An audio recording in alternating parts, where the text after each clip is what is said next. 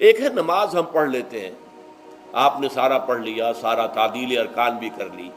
لیکن اگر آپ کا اللہ کے ساتھ ڈائریکٹ کمیونین اور ڈائریکٹ کمیونیکیشن قائم نہیں ہوا تو نماز، جس کو کہ کہا گیا کہ الصلاۃ معراج المومنین، جو قرب حضور کو حاصل ہوا معراج میں، وہ ایک بندہ مومن دنیا میں رہتے ہوئے حاصل کر سکتا ہے نماز میں، اگر اس کی روح جو ہے واقعتاً ہم کا نام ہو رہی ہو، الحمدللہ رب العالمین الرحمن الرحیم مالک یوم الدین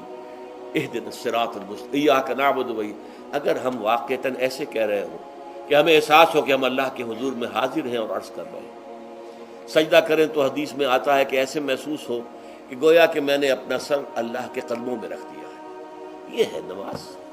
اب جو گفتگو ہو رہی ہے یہ ہم کلامی ہے، الصلاۃ معراج المومنین، اہل ایمان کے حق میں یہ نماز جو ہے یہ معراج کے درجے میں، لیکن یہ نماز کیسے نصیب ہوگی اگر روح سوئی ہوئی ہے، دبی ہوئی ہے، پسی ہوئی ہے، مزمحل ہے یا مردہ ہے؟ یہ نماز کیسے حاصل ہوگی؟ چاہے آپ پانچوں وقت کی نماز پڑھ رہے ہوں، چاہے آپ نے ہیبٹ بنا لیا ہو نماز کو، چاہے خوش بھی ہو گیا ہو، لیکن یہ کہ جب تک وہ روح بیدار نہ ہو، جب تک ہم کلامی نہ ہو، افلاق سے آتا ہے نالوں کا جواب آخر، اٹھتے ہیں حجاب آخر، کرتے ہیں خطاب آخر، جب تک یہ نہ ہو، جیسے کہ میں ایک حدیث قدسی انشاءاللہ آج سناؤں گا سورہ فاتحہ کے ضمن میں، کہ اللہ تعالیٰ کے سامنے جب کھڑا ہو کر انسان جب کہتا ہے انی وجہت وجہی للذی فطر السماوات والارض حنیفا، دائیں بائیں سے بالکل اپنا تعلق کاٹ کر میں نے اپنا رخ کر لیا ہے اس اللہ کی طرف جس نے آسمانوں اور زمین کو پیدا کیا۔ اب یہ توجہ وجہ تو اگر یہ تو ہے چہرہ تو ہم نے کر دیا خانہ کعبہ کی طرف، اندر سے ہماری روح متوجہ نہیں ہوئی، وہ سوئی پڑی، اسے پتہ ہی کچھ نہیں کہ کیا ہو رہا ہے، تو اس صورت میں وہ کیا ہے؟ ظاہری بات تو پوری ہو گئی، نماز کا ثواب ہو جائے گا، فرض کی ادائیگی کا ثواب مل جائے گا، لیکن وہ اصل نماز تو حاصل نہیں ہوتی۔ یہ ہے وہ بات کہ وَإِذَا سَأَلَكَ عِبَادِي عَنِّي فَإِنِّي قَرِيبٌ، اے نبی جب میرے بندوں کی روحیں بیدار ہو جائیں، توانا ہو جائیں، حیات تازہ سے وہ ہم کنار ہو جائیں، اور پھر وہ میرے بارے میں پوچھیں، وہ میرا تقرب حاصل کرنا چاہتے ہیں، تو آپ سے پوچھیں تو کہیے میں قریب ہوں، اجیب دعوت الداع اذا دعان، یہ ہے وہ دعا، میں ہر پکارنے والے کی پکار، ہر دعا کرنے والے کی دعا کو سنتا ہوں، قبول کرتا ہوں، جواب دیتا ہوں جہاں کہیں بھی مجھے پکارے، اذا دعان۔ اس میں در حقیقت وہ مفہوم آ گیا ہے there and then where ever، آپ اپنے گھر میں ہو کر پکاریں اللہ کو، آپ بستر پر لیٹے ہوئے پکاریں اللہ کو، الذین یذکرون اللہ قیاما وقعودا وعلی جنوبہم، ہاں ٹھیک ہے بعض مقامات بعض اوقات قبول دعا کے لیے زیادہ سازگار ہے، حرم میں جا کر دعا مانگی جائے، اور منا میں عرفات میں خاص طور پر، جبل رحمت پر خاص طور پر، ملتزم جو ہے کعبے کا اس پر خاص طور پر، وہ ایام بھی ہیں خاص، لیکن یہ نہیں ہے کہ بقیہ دنوں میں آپ کے اور اللہ کے درمیان کو بڑا فاصلہ ہے۔ یہ سارا دنیا میں مشرکانہ نظاموں نے تصور پیدا کیا، اللہ تو دور ہے دور ہے دور ہے دور ہے، پاک ہے پاک ہے پاک، تم ناپاک ہو ناپاک ہو ناپاک ہو، اور تم تو بڑی پستی میں پڑے ہو، تم اللہ سے براہ راست ہم کلام نہیں ہو سکتے۔ کوئی درمیانی چاہیے، کوئی لنکس چاہیے،